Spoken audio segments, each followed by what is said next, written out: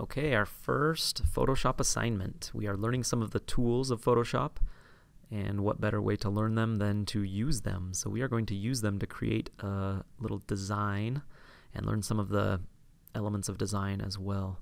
So first thing, when you open up Photoshop, you get this little menu to choose a new document, a size. So let's do web document. Let's make this a little bit smaller. Once you click web up here, let's just choose the web most common or something similar, just the default web setting, and click create. It might be a little different than mine, yours. So now we've got this artboard, and this is where we're going to put our design.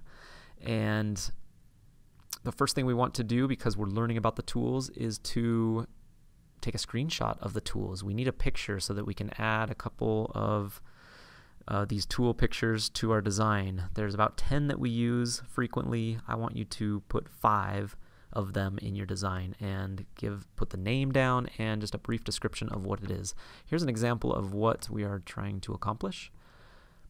Something like that. And so I'll show you how to do that. Let's take a screenshot first. This move tool is a tool that I want to have on there, so I'm going to go down to this one, which I never use. In the assignment instructions on Canvas, it shows about 10 tools that we're going to use, and you can pick any 5 of them. And the way you know what tool it is if you hover over it, it tells you what tool and the shortcut. And in yours, the newer version, it gives a little video of what it does, so that's really nice also. So I'm going to take a screenshot. It's the Windows button on the computer, the Windows logo. If you hold that down and press print screen, it blacks out the screen for just a second, and then that saves it to the pictures folder. So let's go get it. I'm going to open it in Photoshop, File, Open, and it's under Pictures, and then in the Screenshots folder. And it's probably the last one that you took. And I've got my other monitor over here, but I'm going to zoom in here. I like to do Alt, scroll wheel, and I'm going to zoom in pretty far. Hold down space and pan over to it, space bar, and then click on your mouse to pan over. And here are my tools as a picture. So I'm going to select 5 of them, but I need those pictures on my other document. This is a screenshot. Up here, I want them here, and I've got the picture right here. So there's these tabs that, since I opened one, I've got 2 open, plus my design over here. So my pictures, this is the easiest way I've found to select pictures out of multiple pictures of tools out of one big picture, is this marquee tool. And there's lots of different ways, so however you want to do it, but I've found this the best and easiest for me. So if I click and drag on this tool right here, the move tool, I can then right click on it and do this layer via copy, and it copies the layer. And if I hide this picture layer, then I can see just that layer, which is what I just created. So I like that because it creates a new layer. There it is, of the old one, and it keeps the old one intact. So then we can go back to it. Make sure that you click on that picture layer again, and then use the marquee again, or M for shortcut, as it says right there. And I'm going to click and drag. I'll do the marquee tool because I use it quite a bit, and then right click and layer via copy again. It makes a new copy of just that layer. And if I get my move tool, there it is, and I can click and drag and move that over here. Okay, so I'm going to do that 5 times to 5 different tools. So get 5 of them, any 5 that we use a lot. Like I said, there's 10 of them listed in the instructions, and do that to 5 different ones. Make sure each time that you click back on the picture layer before you get the marquee tool, and then you can get all 5. And if you don't click on the right layer, you get the marquee tool. So I'm going to get this text tool. And if I right click on it and say layer via copy, and I get this error, could not make a new layer from the selection because the selected area is empty. It doesn't look like it's empty, but look, I'm on the wrong layer. So it actually is empty on that layer. So I need to make sure to click on this layer, the picture layer, and then it will work. Okay, I've got all 5 of mine. So I'm now going to hide the picture, and I've got all 5 tools. I'm going to get the move tool, and I'm going to click one and drag it up here to my document. And I haven't let go of the mouse button yet. I'm going to drag down and then let go. And there it is. It drags that over. It copies over that whole layer. So I'll go back and get all of those. Click and drag up, down, and let go.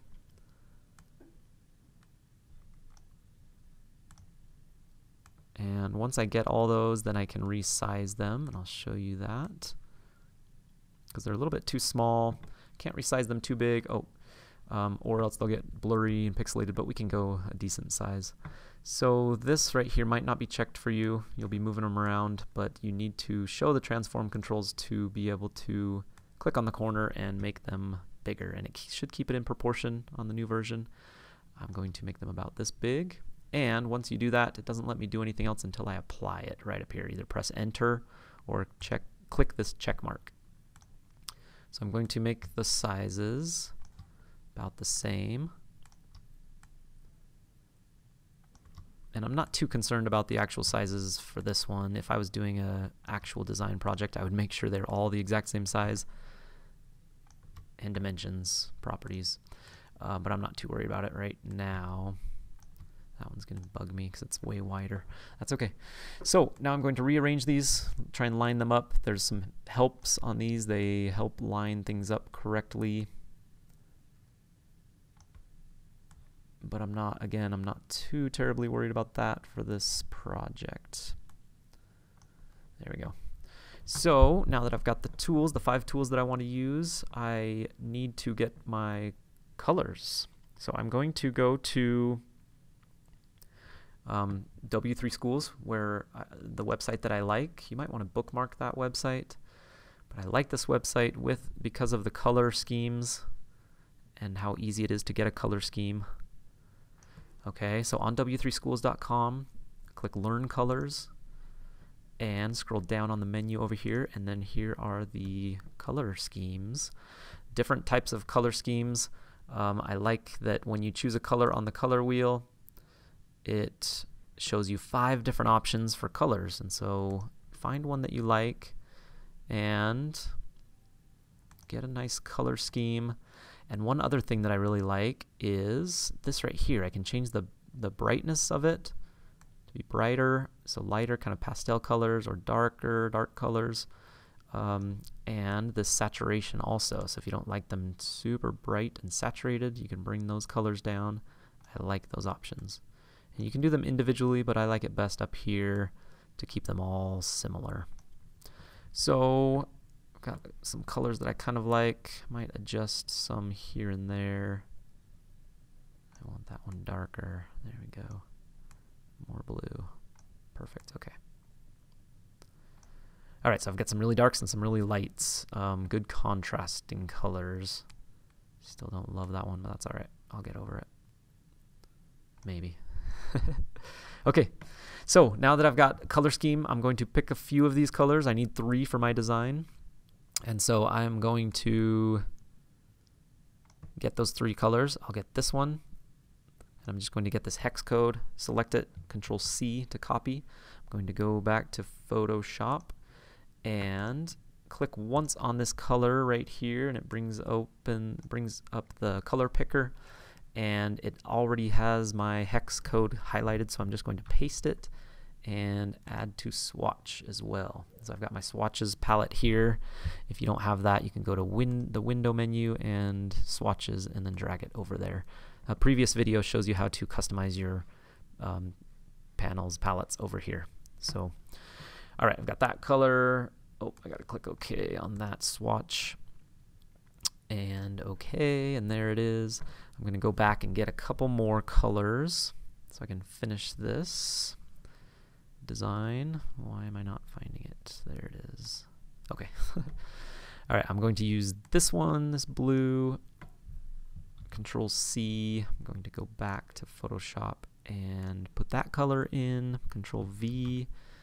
Add to swatches. Click OK. OK. And a third one. I think I like the dark one. I'm going to skip that one. Copy, paste, you know the drill. Add to swatch, okay, and okay. All right, so they're on the end of my swatch, these three right here. So then I can just use the eyedropper to pick what color I want. I'm gonna start with the background, which I don't have a layer for the background right now, so I'm going to click new layer right here, and I'm going to drag that to the bottom since I want it on the background. Just going to resize these real quick. Okay. Layer 7 is the background, and I can even rename it. I probably should double click on it, type background, and the other layers I could name, but I'm not going to right now, but it's a good idea to always name them. I'm going to click on the paint bucket, which is actually hidden under the gradient tool by default. So I'm going to click and hold and go to the paint bucket and just click right there. That is quite the dark background, but that's okay. I like it. And why did it move? Okay, drag it back down so that I can see these layers on top, the pictures. And good, I've got my dark background. I'm going to get a lighter color now, lots of contrast. So I'm going to go with this green for the text. And that's the type tool, T for shortcut, or right here, horizontal type. And I click once. You can click and drag and make a box, but I don't like that because then it constrains you to that box, and sometimes you have to make it bigger or smaller. So I just click once with the type tool, and I've got my color because I picked it, but if not, you can come up here or down here and click that color to use that color. This first one is the move tool, and the shortcut is V in parentheses. And I can do a Control A to select all of that. And that's easier than clicking and dragging, sometimes Control A. And then I come up here and just click and drag on the size. I'm going to make this really big. So one thing about text, there is what we call typography, which is the designing of text, using text in interesting and artsy ways to make it look good and fancy and readable, show emphasis, things like that. So we'll talk about that a lot more later, but just one thing that I want to mention is not, I like to make things really big, and you'll see that in designs, text is really big sometimes. There's big text and then small text that go well together, and that creates contrast also, and also a hierarchy so that it shows emphasis. You emphasize something that you want to see more than something else. And so I'm just going to make it really big. I'm going to click the move tool and move it right in front of this, or right next to. And so I've got that really big, and then I want my next text close to it to be really small to create that emphasis and balance and all that. So I'm going to press T for my type tool again, click. In fact, I'll do all the tools since I have the same color and same size. So horizontal text tool, or I'll just type text tool, and shortcut T, check yes, move tool, and move it right down there. They're lined up.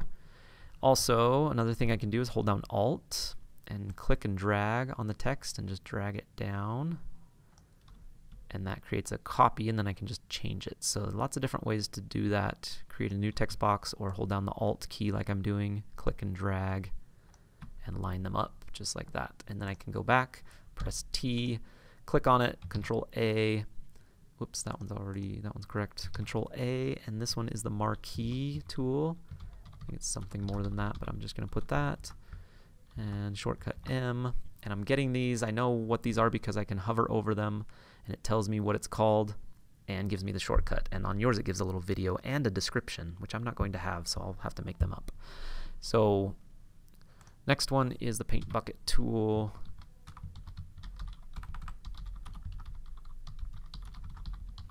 Shortcut, oh, I didn't see it. What was it? G. Never use that, obviously. I just find it in the tools. Check yes, click down here, Control A, clone stamp tool. That one is S, because crop has C. This is the S. Okay, so I've got the titles there. Now I'm going to change my text to smaller, but I'll type something first. The description, I don't know what it is. Moves objects around. I know that's not it, but you can hover over and it will give you a description in yours. Now I'm going to do a Control A. I'm going to change the size of it. I want to make it, like I said, really small, lots of contrast. I'm going to make it super small, maybe 22 point.